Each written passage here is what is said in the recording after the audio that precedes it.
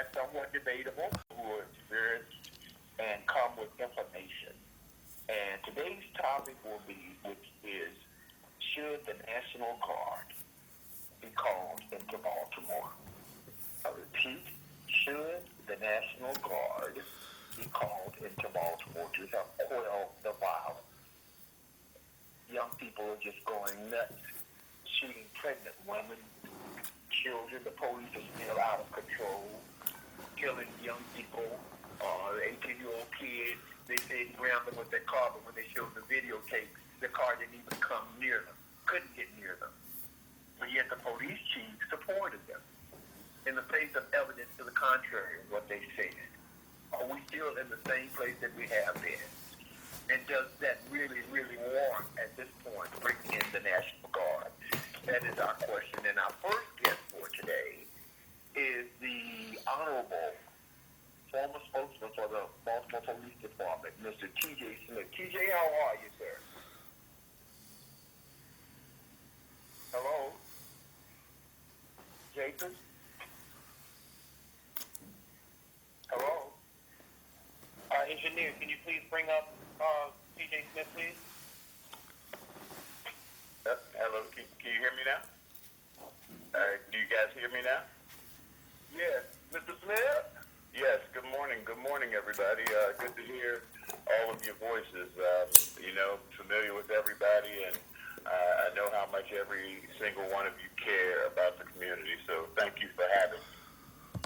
Well, we're blessed to have you. I heard you when you were on with Coach Butch McAdams for a week, and I think you have a wonderful voice. I believe you. You not only convinced me, but I liked the way you thought. I thought it was progressive, it was fair, and you articulated it well.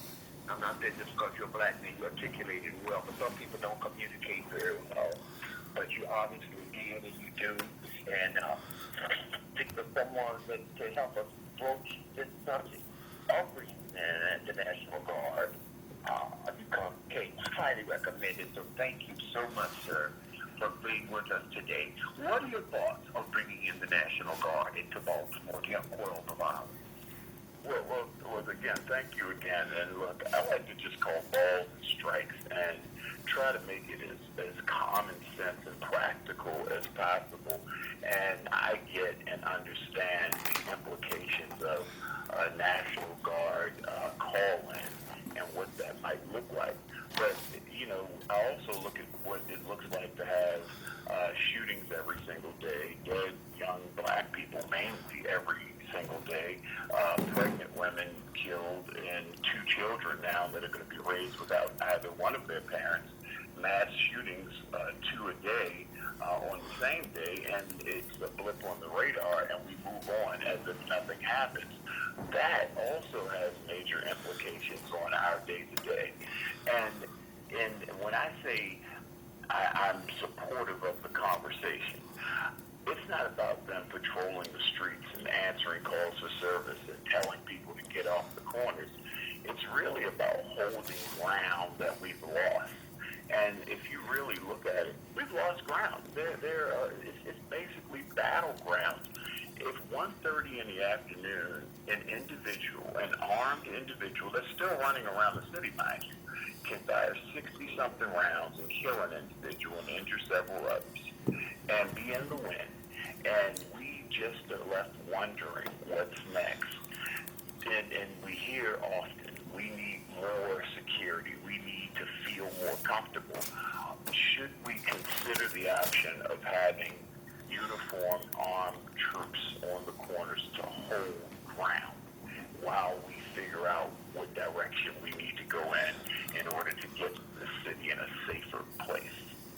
So that really is the question on the table, and I think that could be an option that's presented, because if there aren't enough police officers to be spread out in the communities, and you can designate, and we have to just be real. We have to designate areas where the violence is at a point where we know it's off the hook. We know it's outrageous. We know it's outlandish. We know that people are being killed and being shot more than other places in the city. absolutely. I agree with you 100%. And I like the idea that you have about deployment. I've read several articles and notes that have been sent to me concerning this. And one of the biggest things will be deployment of just their presence.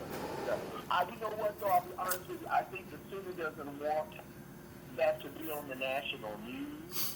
I think the imaging of it will not fare well for a lot of the politicians here who have aspirations to do things that they're more interested in the cosmetics than they are in the reality of saving lives of innocent people, which is what this is all about. This today's show is because, you know, like you say, those babies that are going to have to grow up without their parents, you know, it's just sad. And families that lose family members unnecessarily, people that die innocently at the hands of people that are paid to protect us. These things are reduce the quality of life in the city. I mean, we have to admit that what we want to implement isn't working as fast as we want it to. Therefore, we either say what is being implemented is going to take time, so therefore be comfortable with the fact that it's going to be a lot of violence until these programs and plans and implementations go into effect X amount of years from now. Or do we get to a point where we have to hold what we have in order to build more investment, in order to make the economics work, to get more things, get more stuff in the city? Because as more and more people, quote, flee the city, and less people invest in the city, does that make the situation worse? Does that double down on the problems that we potentially have? And I think that might mark a bigger concern. Well, I'm wondering if this is not a sort of a conspiracy to get black people to leave here because they are leaving here by the hundreds. In fact, I understand Atlanta is becoming the next Baltimore. And they're saying the influx of people from the East Coast that are coming in, they just busted these rappers. I don't know if you read about that. Mm-hmm. That they and hit them with RICO charges. That's organized crime, you all. A RICO is an organized crime. And they're getting them, I mean, some famous rappers, too, are being indicted behind this.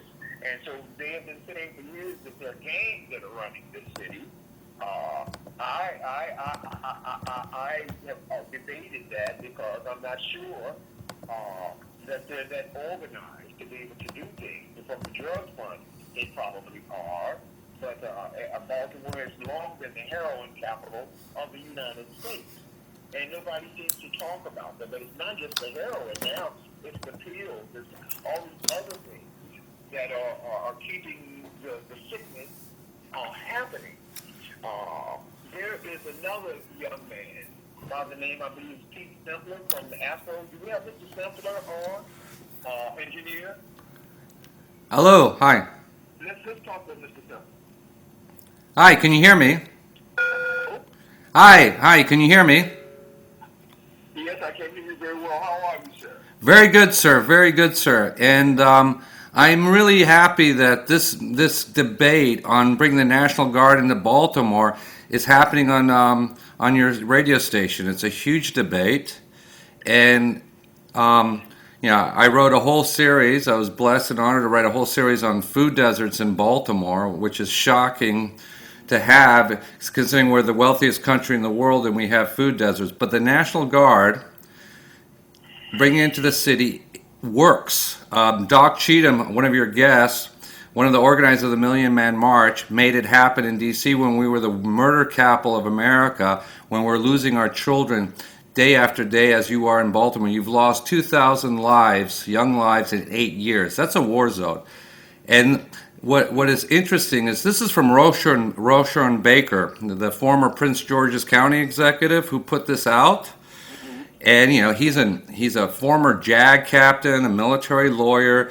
He brought down homicides by 50%. I'm in Northeast DC, so we call Prince George's Ward 9. He took that county and took the homicides down, created the jobs, went from one of the worst counties in America to the highest job growth counties with $1.5 billion in real cash with that MGM casino there, the largest investment in the area at the time. The thing is, the National Guard are the best of Baltimore and Maryland. These are all young men who, most of them joined the Guard to get college education, advance their career. They are peacekeepers. They are reflective of the community because many of them have come from the same east, west, and high crime, high risk areas. They are beloved by residents. And they are peacekeepers. They will keep the peace. You won't have the gunshots or the violence just because of their presence. And unlike police, who may or may not be seen in a best light by all, everybody loves the guardsmen. And this is the thing. All these politicians are talking about problems they never solved. It's cosmetic, as you said. And having these guardsmen, one, they're the best example and role models. They don't even have to be armed. All they have to be is just present and show that people care. And these are your troops. If you had a hurricane or something in Anne Arundel or Annapolis, there's no problem sending the Guard. But when you're losing children, especially these children are dying for nothing. They're not dying for drug deals or whatever. They're dying because there's not an argument. Guns have become a fashion accessory. And even Congressman Mafumi admits that. If the homicide rate keeps going on as it is, Baltimore has no future. This costs everybody in Maryland. Not only lives, jobs, everybody. Even Kevin Plank is hurting. His own Port Covington project that he has poured $250 million is going south because every day the networks, your local news, just talk about the homicides, but not the job growth and the opportunities. The new airport, it's becoming an international airport. You're getting billions and billions of dollars from the Biden infrastructure, and it's all being lost because nobody's taken action. The National Guard is a radical step to solve a radical solution, and Doc Cheatham himself and Baker knows that it works, and it works on day one. Well, I got a question for you. I disagree with you just a little point. Under Armour stock fell after he came out, Plank came out and endorsed Trump. That was the beginning of a fall for that company.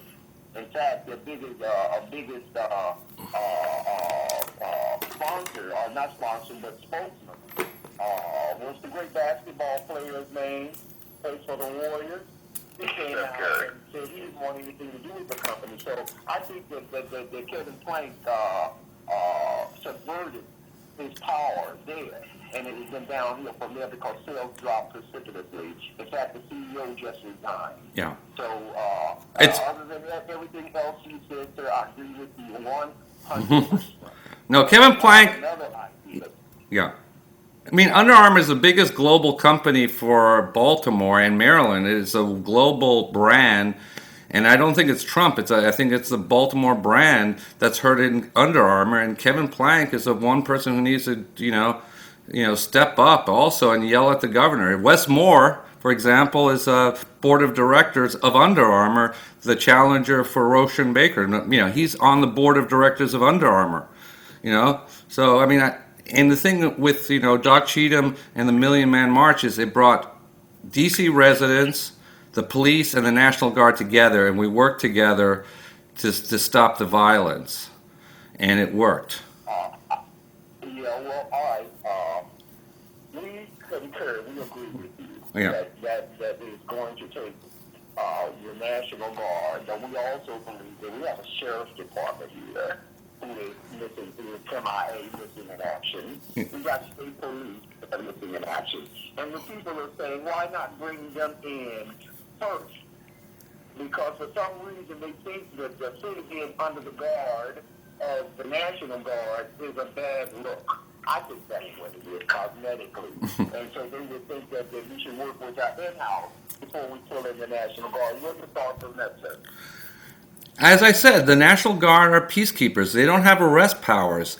They are just there to show that this problem is big enough for them, and it is big enough. I mean, it's 8 years this has been happening, and I mean, the residents, the seniors, everybody likes the Guard. You'll have the ladies getting cakes and stuff, and they also serve as I agree with you. and they serve as role models. They have a great track history too. The only time that anything has ever happened with them was in 1970 at Kent State. Yeah. Other than that, nothing has ever happened where they were on the wrong side of the law. Yeah. I believe one of my co-anchors here, Jason, was contending that that might be an issue. Jason, do you want to pipe in here? And TJ, also, I'll come back to you as soon as Jason says something. Jason, your thoughts? Well, my issue is just the makeup of the National Guard being more than 60% white, 13% black, 15% Latino, and then the rest is Asians and others. We heard of reports during the insurrection in D.C. of possible National Guards partaking in the activities of the Proud Boys and the QAnons and those who were involved in the insurrection. And I just have some... Correct.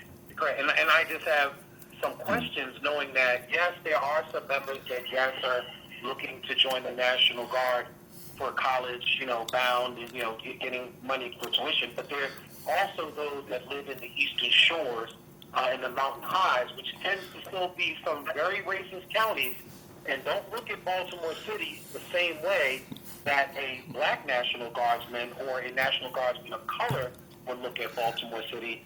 If the makeup was more of that, I probably wouldn't have so much of an issue. I remember during Freddie Gray riots that unfortunately we had a business over in Sinclair Lane, the Metro PCS. We defended that whole shopping center. And when we saw the National Guardsmen and asked them to come guard that particular shopping center, which was a high target, it had a liquor store, it had a pharmacy, it had a Family Dollar, and it had the Metro PCS cell phone business. And we literally had to defend the property on our own because the National Guardsmen unfortunately had certain specific orders, and it wasn't to come protect these particular businesses. Unfortunately, it was they were more deployed downtown and in the harbor and in Howard Park and Roland Park and areas like that, protecting the more influential and more white assets. But again, right, affluential, but didn't really look at protecting many of the neighborhoods. And we saw the looting and the rioting taking place on places like the Bel Air Corridor, Monument Street, and other places that weren't even protected by the Guard. Yeah, so it's a matter of deployment, you're saying. That's an issue. TJ, what do you have to say about that? And make sure I'm coming in clear because I got a little bit of static. Now, you hear me okay? Yes, sir. Okay. Yeah, so, I'll say this to Jason's point. Well, if that's the case, it sounds like the National Guard followed orders. So, one, that's a good thing, and that's a good problem to have. They need to follow orders. Two, it looks like it's a leadership issue where we have to make sure if something like this, if such a drastic measure was taken, then the community has to be involved with leadership and what this thing looks like. And again, it's about protecting people and property, right? And it's not about policing, so to speak. And what's interesting about this is I think the question that we have to ask ourselves is it that the Humvee is more imposing than the Ford Explorer with lights and sirens on it, and the people, if we say that the people that make up the National Guard are from the Eastern Shore or Western Maryland, well, arguably the police can be as well. The police, we hear it often about the police from Pennsylvania. And if we get more Maryland State Police in or other jurisdictions police in, they're also coming from another jurisdiction. And this is the concern, is we talk about just more police from other areas. They actually have police power where the National Guard does not have police power. And that's the thing. More of a presence, more of just a physical security presence versus a police power presence. That's where it breaks up. All right. Now, Mr. Smith, hold on for a moment, you guys. You got to go pay some bills. Coming back. back to you next, so be ready. You're listening to Patrick Henderson to Meet Some People on WOLB 1010. Don't touch that down. We'll be right back. Fill it up. RQFM HD3 Baltimore, an urban one radio station, minority controlled, and operated and serving the African American community for over 40 years. The views and opinions of the guest and host you hear are not necessarily those of the staff and management of Radio 1, its sponsors, or advertisers.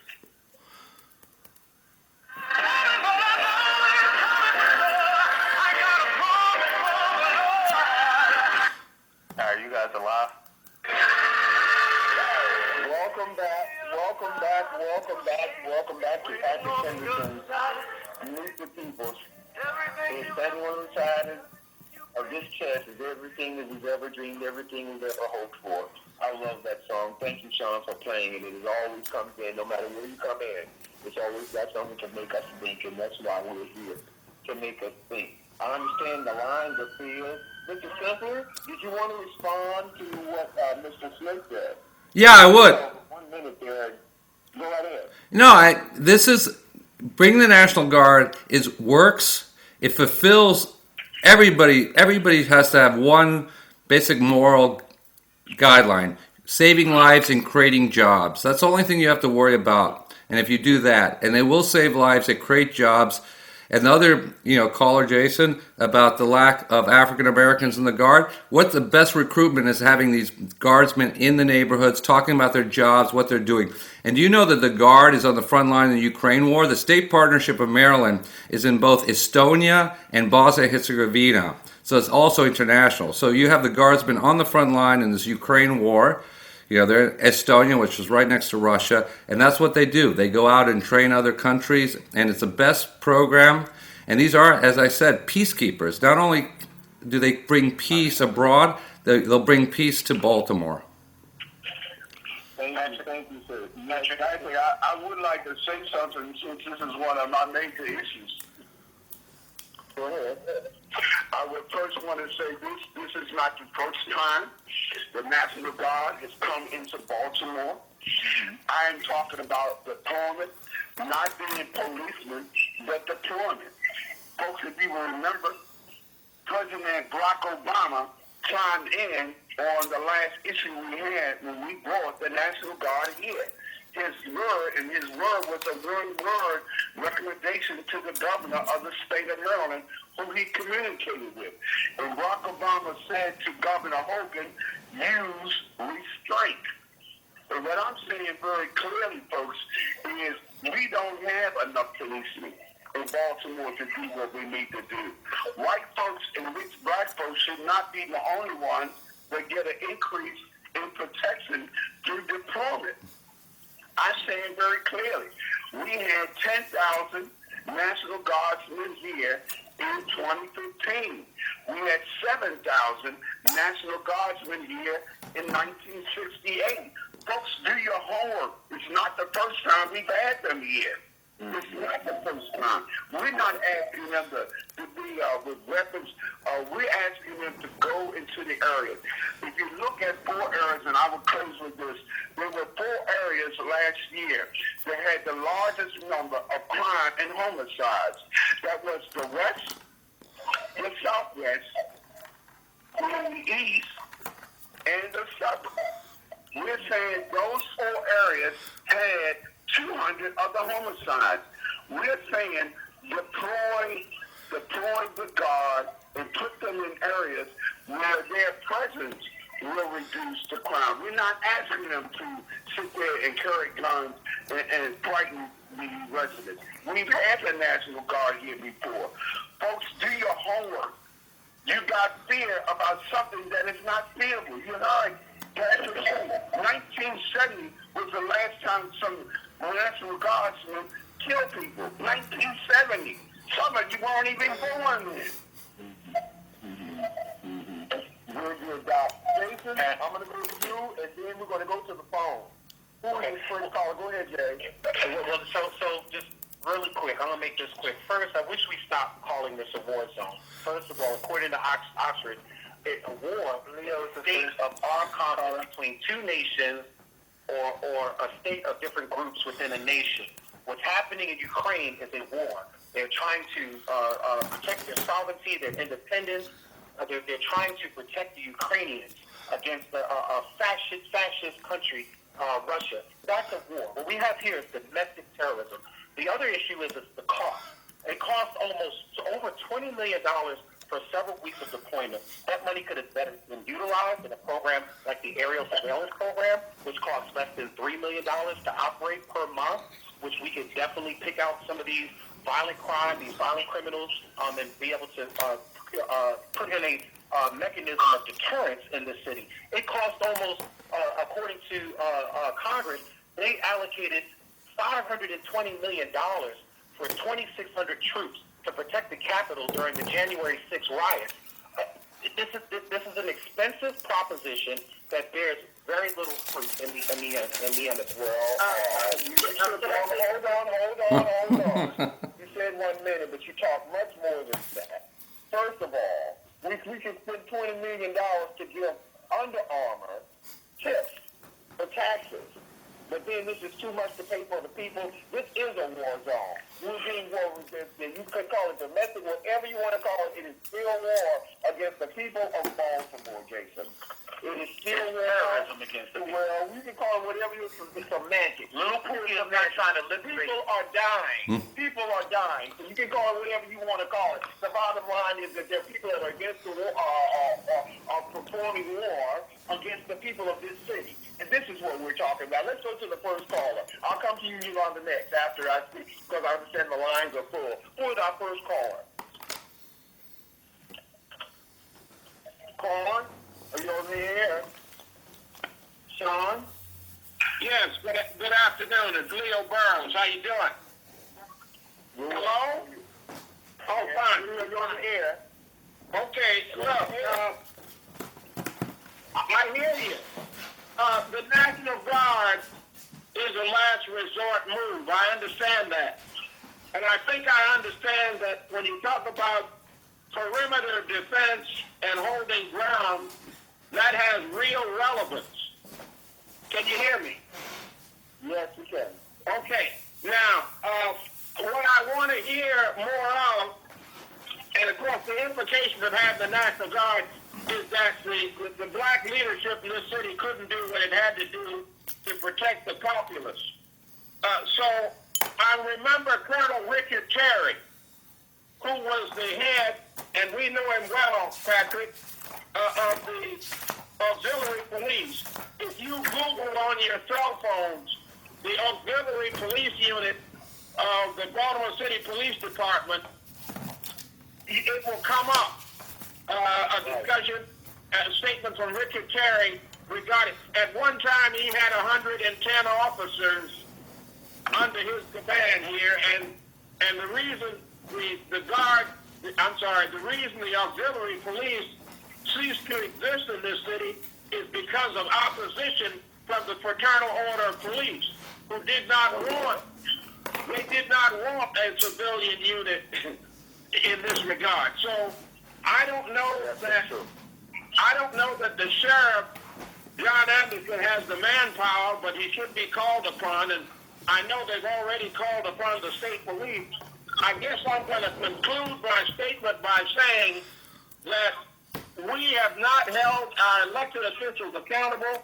We have not demanded that the Greater Baltimore Committee and the corporations who are the shadow government of this city who bankroll the candidates and elected officials take the proper stance in ensuring that we have the manpower to control crime. So there's negligence all the way around in this regard. But I'm going to focus again on the auxiliary police and the fact that there's been a conscious effort not to provide or deputize and train people who want to work in concert with law enforcement. And also work in their own community. That is correct. I concur with you. I concur That is correct. 100%. Yes, and that's what needs to be. Whereas New York City has over 4,000 auxiliary police. But they don't want them in Baltimore City. They don't want them in Baltimore City. Why is that? That's it. Yeah, right. Why don't they want them in Baltimore City? Give this the statistic. When the crime dropped in that area where the auxiliary police were about 50%, 50% from those auxiliary police because they were members of the community. They knew those kids. They could talk to those kids. They were visual and they were effective. Thank you, Neil, for the call. Thank you very much. Let's go to the next caller. Next caller, could you tell me who the caller is? Good morning. Yeah, with David Wiggins. Yeah, we want to say with you today. Yes, sir. I was actually piggybacking off of what Jason did while y'all was sitting there having a conversation. I was actually Googling some stuff about the National Guard and how much it costs. It costs a federal government, $2.6 billion per day to bring in the National Guard when we can just call it, and that's a day, not a month, not a week, that's a day. It's they get paid like almost $600 per person per day for each individual that comes out. That's a lot of money for taxpayers to pay in Baltimore. 1, 2, when we can call in the sheriff's department who's supposed to be already doing this. I don't understand why we're calling out in desperation, calling for the National Guard when we have an at-home base, which is the sheriff's department, to come in and actually make them do their job, which is help the police department in the time of need. Well, why don't you run up there to Melvers and go get them? Because that's where you're going to find them. Exactly. Wow. I know the exact day he sits in. It has his name. Well, I believe someone talked to him, and he said that they do call them, but they shouldn't have to call them because according, I believe it was Doc who was explaining what their responsibilities are. They don't have to be called. Am I right, Doc? You are correct. I spoke to the sheriff twice this weekend because I was requesting, I had 3 requests that I made publicly to 10,000 of my Facebook friends 2 weeks ago. 1 was calling for the National Guard. 2 was calling for the deployment of the sheriff's office. This was a part of their mission statement, and I'm quoting it. Criminal patrol and crime suppression details. Criminal patrol and crime suppression details. So what I was asking for as part 2 of my crime plan, 1, of course, is National Guard. 2 is bringing the sheriff's office. We need to get them to go not into the rich areas of Northeast and Northwest where rich black folks and white folks live. We need to go there and have them deployed in the places where crime and violence is the highest. And then the other third thing that I'm recommending is a curfew. A curfew? Yes, I'm requesting a curfew. Because that would infringe upon everybody, right? You don't think that's a little broad? You know, curfew would be for the young folks. If folks will read what I write, I can't explain everything on the show because that would need a show by itself. I'm asking for the same curfew that we had in '68, the same curfew that we had in 2015. It was a youth curfew. It was 10 p.m. to I think it was 6 or 7 a.m. But it was for the youth to protect our youth. Okay, all right. That is very good. I knew you had that information. Thank God for pre-production meetings. So thank you for keeping it handy to read to the people. These doesn't have to be called. The sheriff's department does not have to be called. This is a part of what their charter is. This is what they should be doing. Let's go to the next caller. Caller, you're on the line. Welcome to Patrick Henderson. Meet the people. You have a question or comment? Comment. Brown from Sandtown. I don't know about the National Guard, but do anybody realize the amount of law enforcement that was at the Preakness? Have anyone paid attention to that? And if you don't know, let me share with you.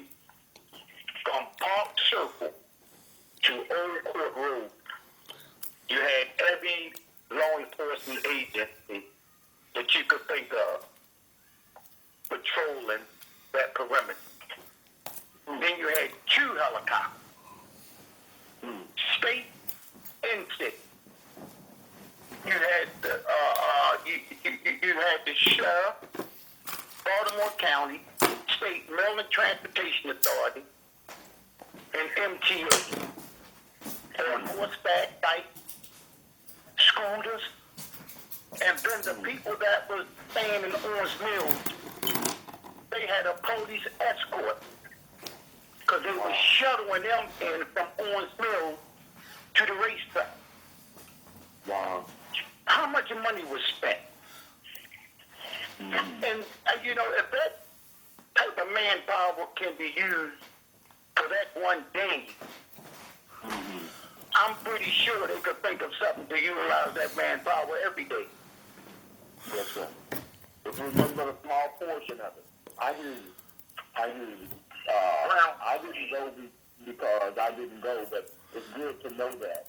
It happened without incident in one of the most crime-ridden areas in the city. But of course, nobody was going to do nothing stupid on that day. It was too much of a feather. And you had over 100,000 people up there. Over 100,000 people and not one incident. Really? Wow. And not one incident. Interesting. Interesting. Thank you, sir, Mr. Brown. I appreciate that call. It's very informative. Thank you. Let's go to the next caller. Calling you on the air. Patrick, this is Mika. See if you have a question or comment. Bug guy, I'd like to thank the creator Yahweh, you brothers and engineers for the opportunity. How can the city even try to talk about stopping crime when you're putting the children with lead? The guns and drugs are the economic development for our children, and they're not trying to stop crime. You got to give millions of dollars to rich people in Harbor East, but African people still starving and suffering from black leadership. Like David Wiggins said, they are sending billions of dollars to the Nazis in Ukraine who will not let African people leave. And African people, we are not running into our communities to protect us. Yeah, and that's what in reference to what Jason was saying. $20 million, we know it's going to be much more than that. But the problem is that they put it where they want to put it, and they don't put it in the best interest of the people, and that's why we're hurting. That's exactly why we're hurting. And Patrick, when you have these events like the Preakness or even events down at the stadium, the community suffer. The night that me and Yolanda were shot, you know, we were patronizing a local business in the Poplar Grove community right there above below North Avenue. When we were involved in a shootout. And when we found out where the police were that were normally staged in that community, they sit right there at that little fake 7-Eleven right there. We found out that most of them was at the stadium that night, covering the late football game. Right, yeah. Well, that's what I'm saying. They won't appropriate the funds on where it needs to go.